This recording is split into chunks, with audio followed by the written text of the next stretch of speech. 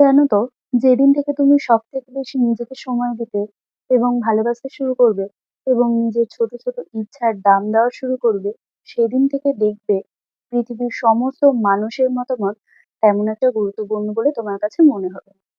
হে everyone, আমি অদিতি আবারও একটা নতুন মিনি ব্লগ নিয়ে চলে এলাম। মাঝে কিছুদিন শরীর খারাপের দরুন ভিডিও দিতে পারছিলাম না। তার জন্য কিন্তু আগে থেকেই আমি ক্ষমা চেয়ে নিলাম। তাই আজকে সন্ধ্যাবেলা একটু ইচ্ছা হলো বন্ধুদের সাথে বেরোতে। তাই একটু সুন্দর করে সাজুগুজু করে নিলাম। আর মেয়েদের বাইরে যাওয়া মানেই জানো, মাস্ট হচ্ছে একটু সাজুগুজু করা। বেশি কিছু না, একটা ছোট্ট টিপ আর একটু লিপস্টিক, ব্যাস ব্যাস, আর কিছু চাই না।